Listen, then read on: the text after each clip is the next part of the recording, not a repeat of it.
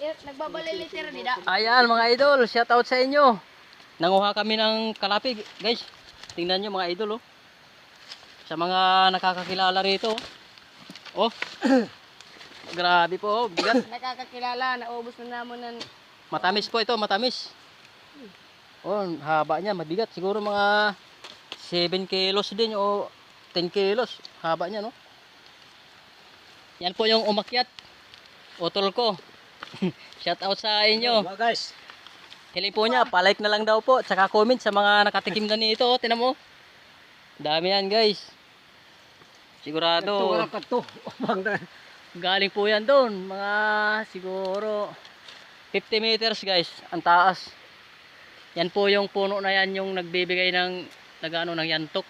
Yan. Yantok sa Katagalogan. Dito naman kalapi. Yan po yung puno niya dyan. Yes, ang dami niyan guys. Utok. Ang pangalan dito sa... Diri na, sir, ano po? Grabe po yung pagod niya. Taas ng inakyat niya. Nasa 50 meters. Yan sa malaking kahoy na ano, nara. Sa Manila, ang tawag ay utok. Ito guys yung laman niya. Ito. Pagka pinisil mo siya, yan yung laman niya. Ito guys, oh. Matamis po yan. Yan, ganyan, hinog na po yan. Oh. Tinan mo laman niya, no? Oh. Yan, may buto po siya. May buto. Matamis guys, matamis. Sarap, mga idol, masarap.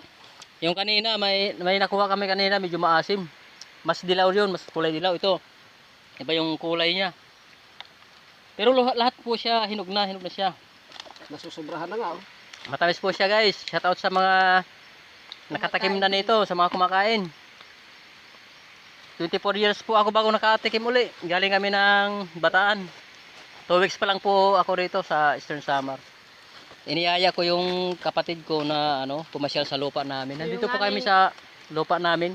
Nasa dulo po kami kaya papansin yung mga gubat. Pero may mga nyug po yan dyan sa unahan. Ito po guys, dami po yan. Papasok na namin sa alat. Palike na lang po guys at comment. Shout out po sa inyo dyan sa Bataan. Mga kaibigan ko dyan. Shout out po sa inyo. Hello po. Dito na po kami. Nanguha ng ng Kalapi. kalapi kung tawagin. Matamis po ito guys. Sa Manila naman kung tawagin ay utok. Shout out na lang po sa inyo guys.